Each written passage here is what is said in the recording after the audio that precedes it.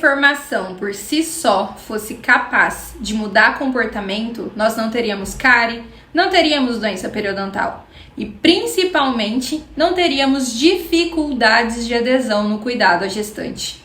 Então, talvez o problema não esteja no conteúdo que ensinamos, mas na forma como esse conteúdo chega até a paciente.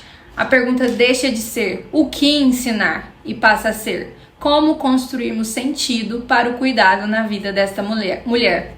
Olá, eu sou Caroline Amaro, doutoranda em odontopediatria pela FORP-USP. Atuo em pesquisa sobre alfabetização em saúde bucal e no combate à desinformação no atendimento à gestante. Hoje vamos falar sobre a educação em saúde no pré-natal odontológico. A prática em saúde, historicamente, foi construída sobre um modelo biomédico. O que seria esse modelo biomédico? Um modelo mecanicista, centrado na doença e no corpo biológico. Nesse modelo, a saúde é entendida como ausência de doença e o profissional assume o papel de quem sabe, enquanto o paciente apenas executa. Essa lógica é insuficiente para explicar o comportamento em saúde. Hoje trabalhamos com a concepção ampliada, que entende a saúde como um fenômeno psicossocial e cultural, como bem definido pela OMS. Ou seja, não existe comportamento em saúde isolado, existe comportamento condicionado. Uma gestante não deixa de usar fio dental porque ela não sabe que precisa. Ela pode deixar porque muitas vezes não consegue inserir isso na sua rotina. Por exemplo, ela pode trabalhar o dia inteiro, cuidar de outros filhos, estar emocionalmente sobrecarregada. E naquele contexto, o autocuidado deixa de ser prioridade. Nesse sentido, a adesão não é simplesmente uma escolha individual, e sim uma possibilidade. A gestação é um período extremamente singular na vida da mulher. É um momento de reorganização identitária, no qual ela deixa de ser apenas uma e passa a se reconhecer como mãe. Isso abre uma janela de oportunidade enorme para mudanças de comportamento. Ao mesmo tempo, é um período de vulnerabilidade, a insegurança, medo, alterações hormonais, mudanças na rotina, dependência do sistema de saúde. Então não adianta chegar com um protocolo pronto e padronizado. Precisamos entender quem é essa mulher, pois sem isso não conseguiremos impactar o comportamento dessa futura mamãe. Quais são as falhas do sistema que nos prejudicam de impactar essa futura mamãe? A primeira é a educação prescritiva.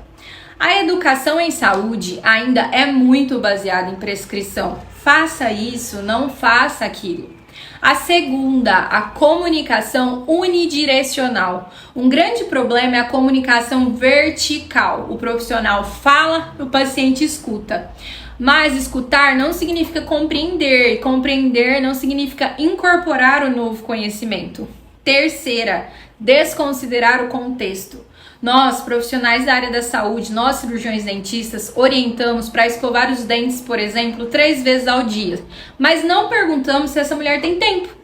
Dessa forma, quando ela não consegue seguir as nossas recomendações, nós achamos que é falta de adesão. Mas será que não é falta da adequação da nossa abordagem? Então, qual é o caminho? Nós precisamos sair da lógica da prescrição e ensinar a construção de autonomia. E como construir essa autonomia? Ela pode ser construída por meio da centralidade do sujeito. O foco deixa de ser o dente e passa a ser o sujeito, a futura mamãe. Cada gestante tem uma história, valores, crenças, experiências. Por exemplo, uma paciente pode ter medo de procedimentos odontológicos por experiências anteriores ou acreditar em mitos sobre o tratamento da gestação. A segunda é a construção compartilhada do cuidado. O plano de cuidado não deve ser imposto, mas sim construído junto com a paciente. Quando a paciente participa da decisão, ela se compromete com o processo. Terceira, uma comunicação dialógica. Precisamos não apenas instruir, mas também dialogar. Um exemplo prático. Em vez de você perguntar, você Precisa usar fio dental. A gente alterar essa abordagem, como é a sua rotina de higiene bucal hoje? Quando buscamos entender isso, a gente consegue intervir melhor. Quarta, a integração com determinantes sociais. A educação em saúde deve considerar a realidade de vida. Ela não deve estar restrita apenas nos nossos consultórios, mas também no cotidiano da paciente. Nesse sentido, existem várias estratégias, como anamneses motivacionais, educação baseada em problemas, grupo de gestantes e oficinas participativas. No atendimento individual, precisamos explorar a percepção da gestante, entender suas barreiras e adaptar a orientação. Em um grupo de gestantes, uma aprende com a outra. Isso tem bastante impacto. Porque, além da abordagem coletiva fortalecer vínculos, ela cria rede de apoio.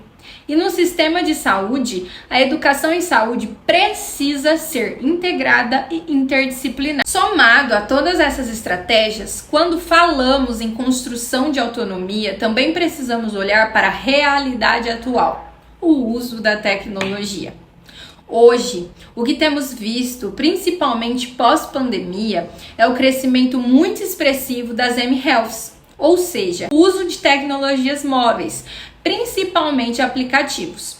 Estudos já nos mostraram que os aplicativos móveis são capazes de rastrear e aconselhar as mães sobre fatores de risco e proteção durante a gestação.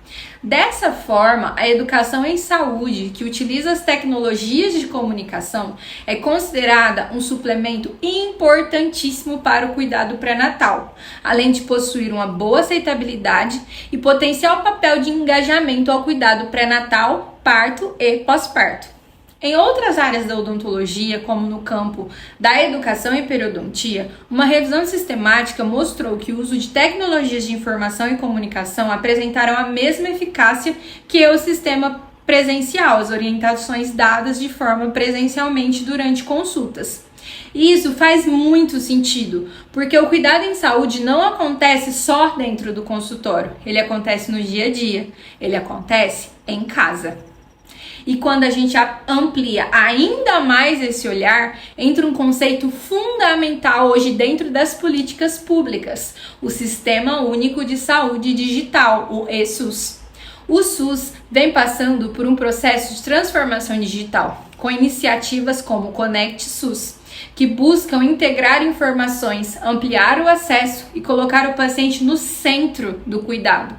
Isso muda completamente a lógica. O paciente deixa de ser apenas receptor de cuidado e passa a ser coprodutor da sua própria saúde. Isso estimula a autonomia do paciente. E justamente pensando nisso que nós, na FORP USP, desenvolvemos o Gesta Bem. O Gesta Bem é um aplicativo voltado para gestantes com foco em pré-natal, odontológico e saúde na primeira infância. Mas ele não foi pensado como um repositório de informações, mas sim como uma ferramenta de educação em saúde baseada em autonomia. Nele, você vai encontrar uma linguagem acessível, conteúdos baseados em evidência científica, recursos como vídeos, lembretes, orientações práticas. Ou seja, nossa ideia não é apenas informar, é ajudar a gestante a incorporar o cuidado na rotina dela. Hoje, quando falamos em educação em saúde, não podemos limitá-la ao contato presencial. Também precisamos pensar em estratégias que acompanhem essa paciente no dia a dia. Então, eu convido vocês a conhecerem o Gesta Bem, explorarem o aplicativo, pensarem em possibilidades de aplicação e, principalmente, refletirem sobre a construção da autonomia em saúde. Até a próxima aula!